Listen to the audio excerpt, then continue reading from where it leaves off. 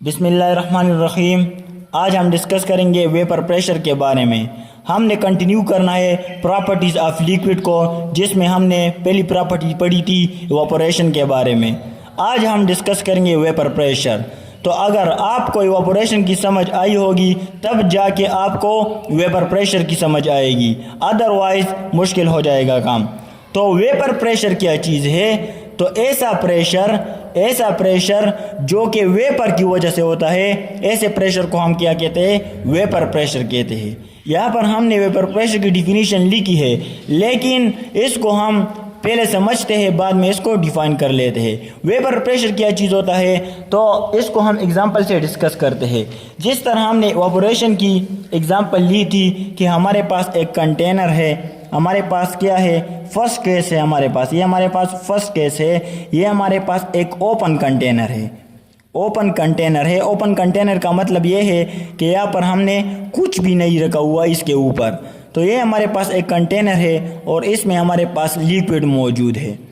अब जब हम नीचे से यहाँ पर हीट प्रोवाइड करेंगे तो यहाँ पर मॉलिक्यूल की काइनेटिक एनर्जी हमारे पास इंक्रीज़ होगी। जब काइनेटिक एनर्जी हमारे पास इंक्रीज़ होती है तो यहाँ पर रैंडम मोशन और कोलिजन हमारे पास इंक्रीज़ हो जाएगा, जिसकी वजह से ये लिक्विड स्टेट से गैसियस स्टेट में ये लिक्विड कन्वर्ट हो जाएगा।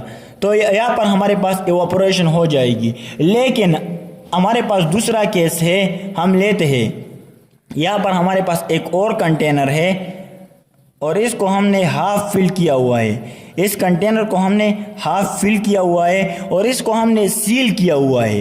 यहाँ पर हमने लिड लगाया हुआ है या कोई कैप रखा हुआ है। यहाँ पर हमारे पास ये लिक्विड के मॉलिक्यूल यहाँ पर मौजूद है। यहाँ पर जो एयर मौजूद होता है, इसको हम bye means of vacuum pump यहाँ से निकालेंगे और यहाँ पर हमारे पास वैक्यूम क्रिएट हो जाता है। जब हम इस कंटेनर को हीट देंगे, ये हमारे पास क्लोज कंटेनर है। ये हमारे पास क्या है? क्लोज कंटेनर है। जब हम नीचे से यहाँ पर हीट देंगे तो क्या होगा? यहाँ पर जो मॉलिक्यूल होते हैं बॉटम में, इनकी काइनेटिक एनर्जी कम होती है। इनकी काइनेटिक एनर्जी क्या होती है? कम होती है। हीट देने से इनकी काइनेटिक एनर्जी हमारे पास बढ़ जाएगी और ये सेंटर में जो मॉलिक्यूल मौजूद होते हैं इनके साथ स्ट्राइक करेंगे। स्ट्राइक करने से हमारे पास होता क्या है कि सेंटर में जो मॉलिक्यूल मौजूद होते हैं इनकी भी हमारे पास काइनेटिक एनर्जी वो इंक्रीज हो जाएगी। जब इनकी काइनेटिक एनर्जी हमारे पास इंक्रीज हो जाएगी तो ये भी रैंडम मोशन और कोलिजन स्टार्ट करेंगे। ये सरफेस वाले मॉलिक्यूल के साथ स्ट्राइक करेंगे, जिसकी वजह से इनकी काइनेटिक एनर्जी तो हमारे पास ऑलरेडी इंक्रीज थी, तो ये इवापोरेट हो जाएंगे। लेकिन इवापोरेट होने से ये एटमॉस्फेयर में नहीं जाएंगे, बल्कि ये लिड के साथ स्ट्राइक करके दोबारा वापस लिक्विड में कन्वर्ट होंगे। यहाँ पर जब ये स्ट्राइक करेंगे लिड के साथ तो ये दोबारा लिक्विड में डाउनवर्ड डायरेक्शन में आएंगे। तो ये क्या करेंगे? जब ये दोबारा डाउनवर्ड डायरेक्शन में आते हैं तो ये यहाँ पर लिक्विड पर एक फोर्स एक्सर्ट करता है, एक दबाव डालता है इस लिक्विड पर। तो इसको हम क्या कहते हैं? इसको हम वेपर प्रेशर कहते हैं। तो ये एक दबाव डालेंगे किस पर? यहाँ पर जो लिक्विड होता है इस पर एक दबाव डालेंगे, तो ये एक प्रेशर एक्सर्ट करेंगे इस लिक्विड पर। पहले क्या होता है? ये वेपर फॉर्म में चले जाते हैं, लेकिन यहाँ पर ये लिड के साथ स्ट्राइक करके दोबारा आएंगे और यहाँ पर लिक्विड पर एक प्रेशर एक्सर्ट करेंगे, एक दबाव डालेंगे। तो इस प्रेशर एक्सर्ट को, इस दबाव को हम बेसिकली क्या कहते हैं? इसको हम वेपर प्रेशर कहते हैं। इस दबाव को हम क्या कहते हैं? जो ये वेपर लगा रहे होते हैं, वेपर अपवर्ड डायरेक्शन में जाते हैं, लेकिन ये लिड के साथ स्ट्राइक करके दोबारा वापस आएंगे और यहाँ पर जो लिक्विड हमारे पास मौजूद होते हैं, ये वेपर इन पर एक दबाव डालेंगे, एक फोर्स एक्सर्ट करेंगे। तो इस प्रेशर को, इस फोर्स एक्सर्ट करने को हम कहते हैं वेपर प्रेशर। इसको हम क्या कहते हैं? इसको हम वेपर प्रेशर कहते हैं। अब वेपर प्रेशर हमारे पास क्या होता है? अब वेपर प्रेशर को हम डिफाइन किस तरह करते हैं कि the pressure exerted by the vapour of the liquid at equilibrium at a particular temperature is called vapour pressure. कि वो प्रेशर जो कि हमारे पास वेपर एक्सर्ट करता है एक लिक्विड पर, लेकिन किस पोजीशन पर, इक्विलिब्रियम पोजीशन पर, और टेम्परेचर हमारे पास पर्टिकुलर टेम्परेचर होना चाहिए। तो ऐसे प्रेशर को हम कहते हैं जो कि वेपर एग्जर्ट करते हैं लिक्विड पर, ऐसे प्रेशर को हम वेपर प्रेशर कहते हैं। इसको हम क्या कहते हैं, वेपर प्रेशर कहते हैं। और इसको जो ये लिक्विड हमारे पास दोबारा वेपर फॉर्म से यहाँ पर ये वेपर फॉर्म में कन्वर्ट होते हैं और ये दोबारा हमारे पास लिक्विड फॉर्म में कन्वर्ट होते हैं, डाउनवर्ड डायरेक्शन में आते हैं। तो इसको हम कंडेंसेशन कहते हैं इस प्रोसेस को, कि जो वेपर हमारे पास, गैस हमारे पास दोबारा लिक्विड में कन्वर्ट होता है, इस प्रोसेस को हम क्या कहते हैं, कंडेंसेशन। एक हमारे पास होता है कंडेंसेशन और एक हमारे पास होता है इवापोरेशन। तो कंडेंसेशन बेसिकली रिवर्स प्रोसेस है इवापोरेशन का। इवापोरेशन में क्या होता है कि मॉलिक्यूल इवापोरेट होते हैं, वेपराइज फॉर्म में कन्वर्ट होते हैं, और वही वेपर, वही गैस फॉर्म जो हमारे पास दोबारा लिक्विड फॉर्म में कन्वर्ट होता है। तो इस प्रोसेस को हम क्या कहते हैं, कंडेंसेशन। इसको हम क्या कहते हैं, कंडेंसेशन। कंडेंसेशन हमारे पास एक एक्सोथर्मिक प्रोसेस है जिसमें हीट रिलीज होती है। अब यहाँ पर एक पॉइंट है इक्विलिब्रियम स्टेट। इक्विलिब्रियम स्टेट, तो इक्विलिब्रियम स्टेट कौन सा स्टेट होता है, जब हमारे पास रेट ऑफ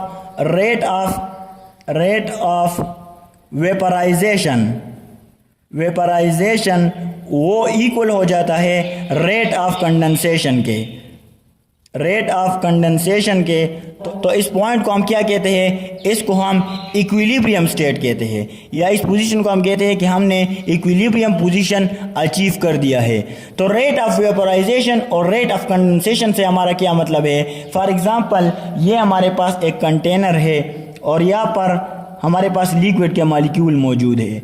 जब हम नीचे से हीट प्रोवाइड करेंगे तो ये यहाँ पर रैंडम मोशन और कोलिजन स्टार्ट होगी, और एज अ रिजल्ट ये हमारे पास क्लोज कंटेनर है, और एज अ रिजल्ट ये मॉलिक्यूल वेपर फॉर्म में कन्वर्ट होंगे। यही वेपर फॉर्म, ये हमारे पास रेट ऑफ वेपराइजेशन है। ये क्या है, ये मॉलिक्यूल जब वेपर फॉर्म में कन्वर्ट होते हैं, ये हमारे पास रेट ऑफ वेपराइजेशन है कि कितने मॉलिक्यूल हमारे पास कन्वर्ट होते हैं वेपर फॉर्म में। और यही वेपर फॉर्म में ये जब लिड के साथ यहाँ पर ये कंटेनर हमारे पास क्लोज है, जब ये लिड के साथ स्ट्राइक करते हैं, दोबारा आते हैं डाउनवर्ड डायरेक्शन में, तो इसको हम कहते हैं रेट ऑफ कंडेंसेशन, कि कितने हमारे पास ये वेपर फॉर्म दोबारा लिक्विड फॉर्म में कन्वर्ट होते हैं।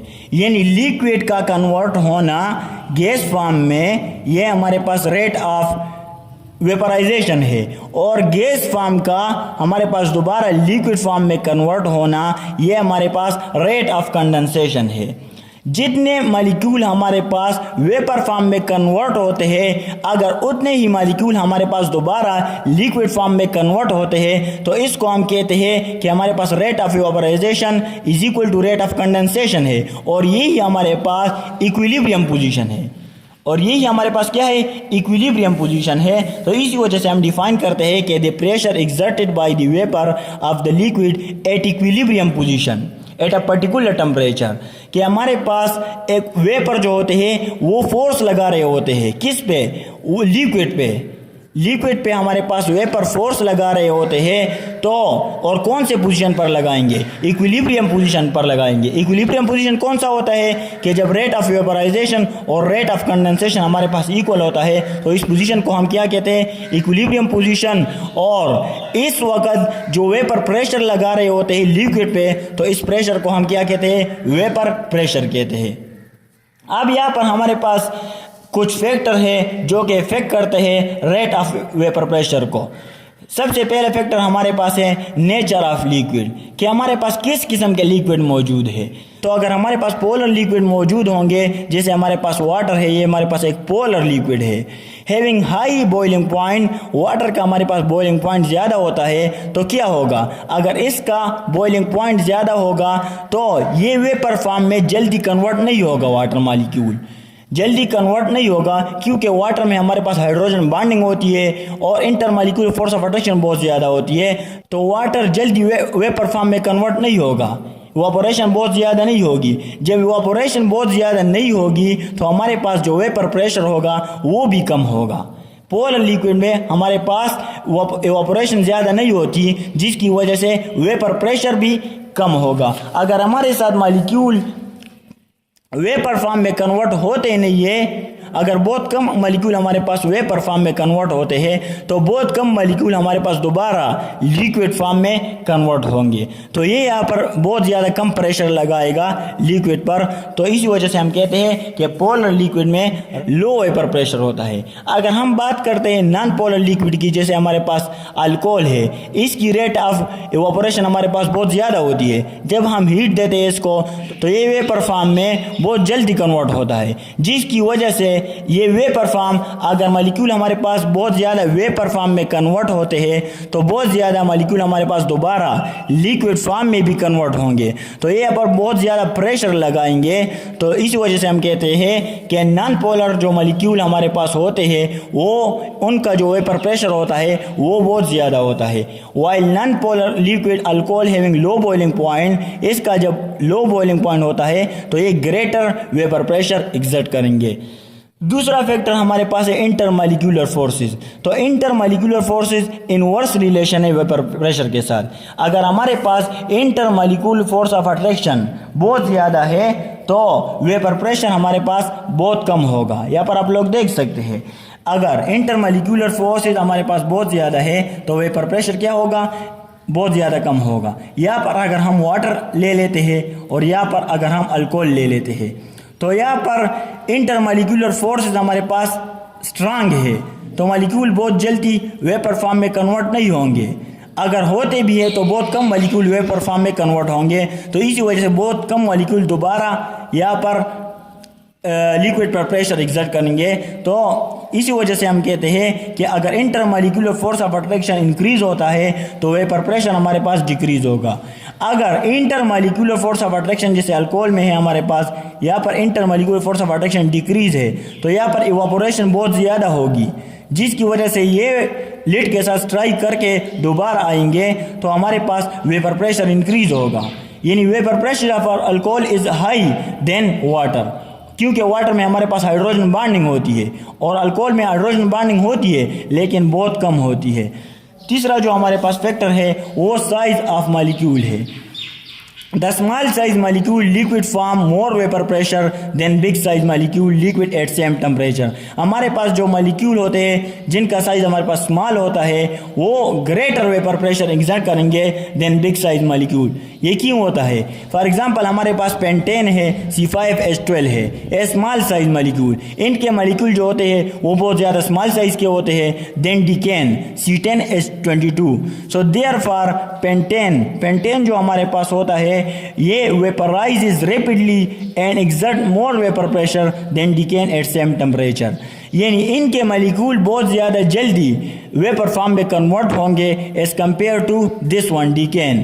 तो यहाँ पर ये ग्रेटर वेपर प्रेशर एग्जर्ट करेंगे as compared to C10H22 same temperature पर। हमारे पास फोर जो लास्ट फैक्टर है वो है टेम्परेचर। अगर हमारे पास टेम्परेचर इंक्रीज होता है तो वेपर प्रेशर भी हमारे पास इंक्रीज होगा, क्योंकि डायरेक्ट रिलेशन है। जितना हम टेम्परेचर प्रोवाइड करेंगे, हीट प्रोवाइड करेंगे एक लिक्विड को, तो वो हमारे पास वेपर फॉर्म में कन्वर्ट होगा और लिड के साथ स्ट्राइक करके ये दोबारा लिक्विड पर एक दबाव डालेंगे, एक प्रेशर एग्जर्ट करेंगे। तो इसी प्रेशर को हम कहते हैं वेपर प्रेशर, और टेम्परेचर ज़्यादा करने से वेपर प्रेशर भी हमारे पास इंक्रीज होगा। So this is all about liquid state of matter and some typical properties of liquid state of matter. Okay, thanks.